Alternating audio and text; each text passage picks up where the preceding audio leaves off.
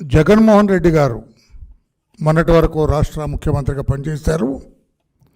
రాష్ట్ర ప్రజల అదృష్టమో ఆయన దురదృష్టమో 11 సీట్లకే పరిమితమయ్యారు. ప్రతిపక్ష నాయకుడి హోదా కూడా కోల్పోయారు. ఆయన 5 సంవత్సరాల ముఖ్యమంత్రిగా అతని పరిపాలన అంతా కూడా అరాచకం, అస్తవ్యస్తం, కుట్రలు కుతంత్రాలతో కూడుకున్న పరిపాలన అది. ఆయన is a man of criminal instinct. ఆయన ప్రతిదీ కూడా నేరపూరిత ఆలోచనలతో కూడుకొని ఉంటాయి. ప్రజాసేవ చేయటంలో కూడా నేరాన్ని జొప్పించిన వ్యక్తి అతను. ముఖ్యమంత్రిగా 5 సంవత్సరాలు పనిచేసినా కూడా నేరపూరిత మనస్తత్వంతోనే అతను ముఖ్యమంత్రిగా పనిచేశాడు. అధికారంలోకి రావటానికి కూడా he used his criminal instinct wear ever it is necessary. ఎక్కడెక్కడైతే అవసరం ఉందో అక్కడ ఈ క్రిమినల్ ఇన్స్టింక్ట్, నేరపూరిత ఆలోచనలు ఆయన వాడుతూనే ఉన్నారు. దాని ఫలితంగా అధికారంలోకి వచ్చారు. 5 సంవత్సరాలు ముఖ్యమంత్రిగా పనిచేయటం జరిగింది. చాలా దురదృష్టం అది. నిన్న ప్రకాశం బ్యారేజ్ దగ్గర ఈ పడవలతో ఢీకొట్టడం కూడా జగన్మోహన్ రెడ్డి గారి కుట్రలో భాగం అది. జగన్మోహన్ రెడ్డి గారు, సజ్జల రామకృష్ణారెడ్డి గారు, మాజీ ఎంపీ సురేష్ గారు, ఎమ్మెల్సీ తలసల రఘురామ్ గారు, వీళ్ళ నలుగురు పన్నిన కుట్రలో భాగమే బ్యారేజ్ని పడవలతో ఢీకొట్టించటం. చాలా క్రిమినల్ అఫెన్స్ అది. ఒక భయంకరమైన కుట్ర అది. ప్రకాశం బ్యారేజ్ అదొక నేషనల్ ఎసెట్, అది జాతీయ సంపద. ప్రకాశం బ్యారేజ్ ఎవరి సొత్తో కాదు, వర్లరామయ్యదో, నారా చంద్రబాబు నాయుడు గారిదో, నారా లోకేష్ బాబు గారి సొత్తో కాదు. అది జాతి సంపద, రాష్ట్ర ప్రజల, దేశ ప్రజల సొత్తు అది. అందుకనే నేషనల్ ఎసెట్ అది. దానిని నాశనం చేయాలని కుట్ర పన్ని దానిని ఢీకొట్టించటం క్షమించరాని నేరం. దేశద్రోహ నేరంతో సమానం ఇది.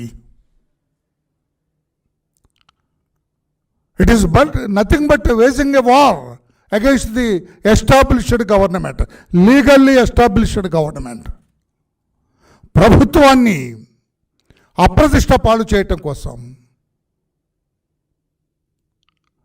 ప్రభుత్వం, ప్రజలు అబ్సల్యూట్ మెజారిటీ ఇచ్చి చంద్రబాబు నాయుడు గారి నాయకత్వంలో కూటమిని గెలిపిస్తే ఈ కూటమిని అప్రతిష్ట పాలు చేయటం కోసం కుట్ర పన్ని ఈ పడవలతో ప్రకాశం బ్యారేజ్ని ఢీకొట్టించటం క్షమించరాని నేరం అంటున్నాను నేను.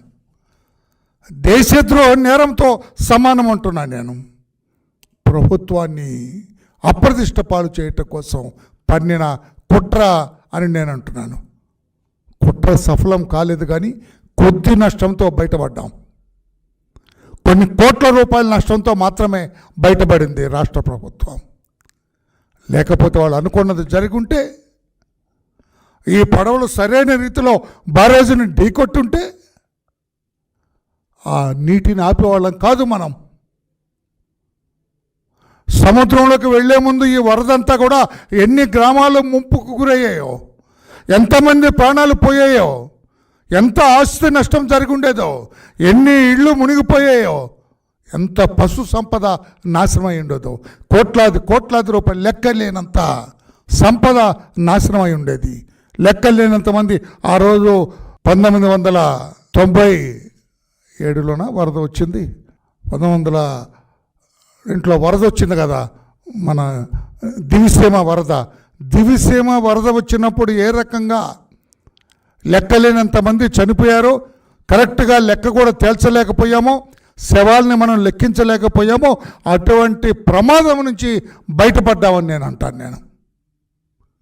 నేను గుండె మీద చేసుకొని చెప్పండి జగన్మోహన్ రెడ్డి గారు, ఇది మీ కుట్ర కాదా అంటే నేను అడుగుతున్నాను. మీ కుట్రలో భాగమే. లేకపోతే ఎవరండి సురేష్ ఈ పడవలు ఏంటండి? ఈ వరద వచ్చే ముందు రోజున పడవలన్నీ ఉద్దండరాయునిపాలెంలో సురేష్ కంట్రోల్లో ఉన్నాయి, మాజీ ఎంపీ సురేష్ కంట్రోల్లో ఉన్నాయి. అటువంటి పడవలు మరలా ఈ గొల్లపూడి సైడ్కి వచ్చి గొల్లవీడిలో ఈ ఉదయశ్రీ ఆర్ ఉషాశ్రీ ఎవరైతే ఉన్నారో ఈ తలసల రఘురామ్ గారి పార్ట్నర్, అతను వ్యాపార రిలేషన్ అతను, ఈ రెండో వ్యక్తి ఇక్కడ చాలా క్లియర్గా వాళ్ళు మెన్షన్ చేసినారు రిమాండ్ రిపోర్ట్లో కూడా. పోలీస్ అధికారులు రిమాండ్ రిపోర్ట్లో కూడా చాలా క్లియర్గా మెన్షన్ చేశారు.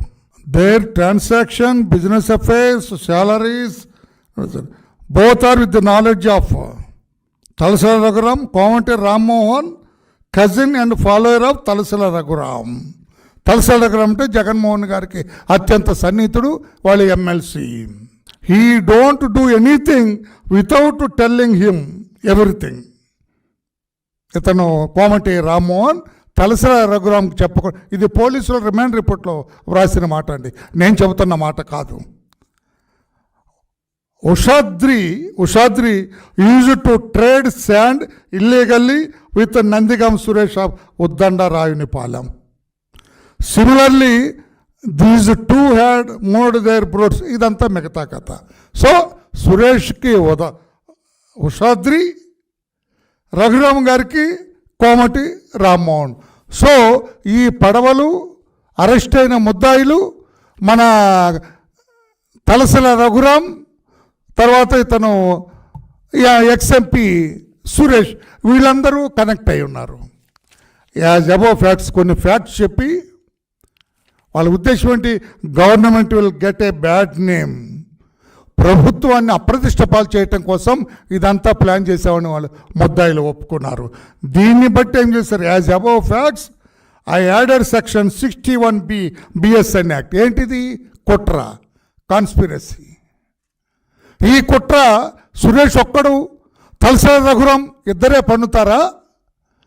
బెంగళూరు ప్యాలెస్లో ఉన్న జగన్ పాత్రధారుడా? హైదరాబాద్లో ఉంటున్న సజ్జల రామకృష్ణారెడ్డి పాత్రధారుడు కాదా? అంటే వీళ్ళిద్దరికి తెలియకుండా ఈ దళిత వర్గానికి చెందిన ఇతనే ప్లాన్ చేస్తాడండి.